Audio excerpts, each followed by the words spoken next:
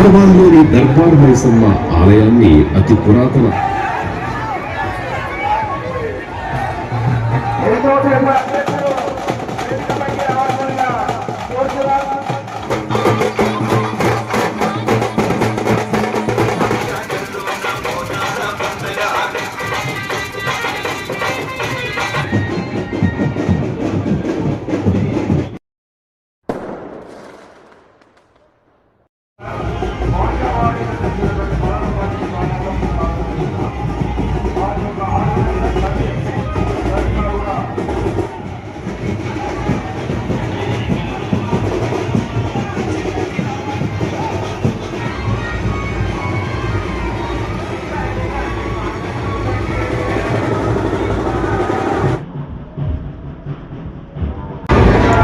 కార్వాన్లోని దర్బార్ మైసమ్మ ఆలయాన్ని అతి పురాతన ఆలయంగా చెబుతారు. కొన్ని వందల సంవత్సరాల క్రితం అంటే ఖుతుబ్ షాలు ఆసిఫ్ జాహీల కంటే ముందు ఈ క్షేత్రాన్ని హిందూ రాజులు పరిపాలించేవారు. అమ్మవారి ఆలయం ఆ రోజుల నుండే ఉన్నట్టు ఇక్కడ చారిత్రక ఆధారాల ద్వారా అవగతమవుతోంది. అనంతరం వచ్చిన ఆసిఫ్ జాహీలు కుతుబ్ షాహీలు కాలంలో కూడా అమ్మవారు భక్తుల నీరాజనాలు అందుకుంటున్నారు.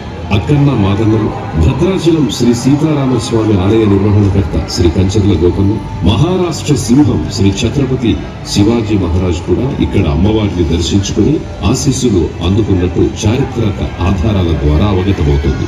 ఈ ఆలయం రాజదర్బారికి వెళ్లే మార్గంలో ఉండడం వల్ల ఇక్కడ కొలువైన అమ్మవారిని దర్బార్ మైసమ్మగా భక్తులు ఆ కాలం నుంచి కొలుచుకుంటున్నారు. జాతి కుల మత భేదం లేకుండా ఇక్కడ అమ్మవారిని దర్శించుకున్న తరువాతే రాజదర్బారుకు వెళ్లి తమ విధులు నిర్వహించేవారు. ఆ కారణంగానే ఈ అమ్మవారి పేరు దర్బారు మైసమ్మ అని స్థిరపడిపోయింది. తొట్టెల ఊరేగింపుకు తోడుగా పోతురాజుల విన్యాసాలు, వివిధ జానపద గ్రామీణ కళాకారుల ప్రదర్శనలతో అంగరంగ వైభవంగా ఉత్సవాలు మొదలవుతాయి. బోనం అంటే భోజనం. ఈ భోజనం అమ్మవారికి భక్తితో అర్పించే నైవేద్యం.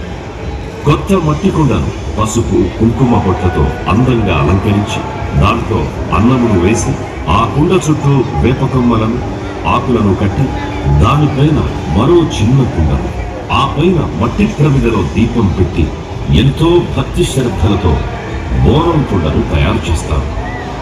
ఆడబిడ్డలందరూ కొత్త వస్త్రాలు ధరించి ఎంతో నిష్టగా వాటిని తలపైకెత్తుకొని సామూహికంగా కలిసి అమ్మవారి గుడికి ఊరేగింపుగా వచ్చి బోనాలను సమర్పిస్తారు. అమ్మవారి దగ్గర సాకపోసి పిల్లా పాపలను, కుటుంబ పెద్దలను అందరినీ సల్లంగా చూడాలని అమ్మవారిని వేడుకుంటారు.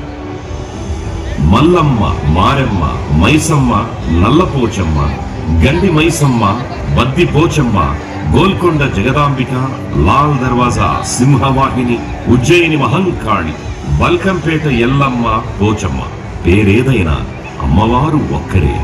ఆ అమ్మవారిని కొలిచే ప్రజల భక్తి ఒక్కటి. బోనాల పండుగలో భక్తి మాత్రమే కాదు, లోక కళ్యాణం కూడా ఉంది. ఆషాఢ మాసంలో విజృంభించే రోగకారక క్రిములు, సూక్ష్మజీవుల నుండి ప్రజలను రక్షించే ఆరోగ్య సూత్రాలు ఈ బోనాల పండుగలో ఇమిడి ఉన్నాయి.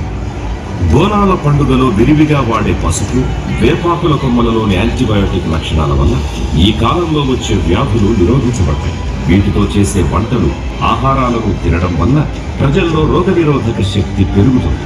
అంతేకాదు, రేపేం జరుగుతుందో తెలుసుకోవాలనుకునే మానవ ఆసక్తికి అవకాశాన్నిచ్చేది బోనాల పండుగ. ఈ ఉత్సవంలో భాగంగానే నిప్పుతో కాల్చని పచ్చి మట్టి కొండపైకి ఎక్కిన జోగిని మాత ప్రజలందరికీ భవిష్యత్తు వాణిని వినిపిస్తుంది. రంగం ఎక్కి రేపటి గురించి అందరినీ జాగృతం చేస్తుంది. ఇలా ఆధ్యాత్మికత, ఆరోగ్యం, భవిష్యత్తు వీక్షణ కలగలిసిన ప్రాకృతిక ఉపాసన బోనాల పండుగ.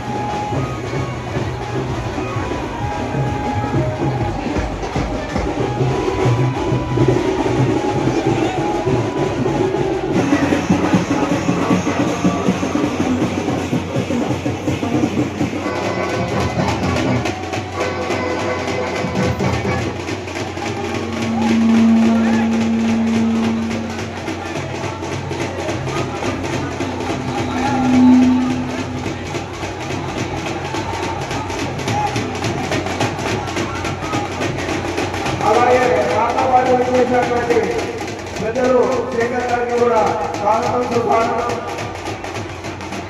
పెద్దలు అశోక్ గారికి కూడా స్వాగతం సుస్వాగతం.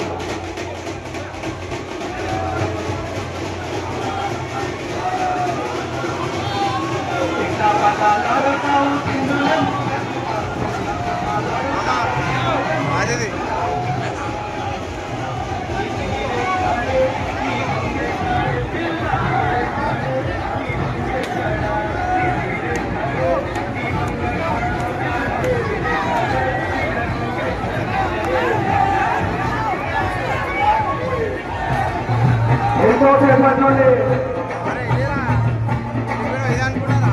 మనం ఏం చేస్తున్నటువంటి కార్యక్రమం కార్వాన్ చింతన నగరాన్ని అభివృద్ధి పెట్టిన కార్వాన్ దర్బార్ యొక్క చింతన మన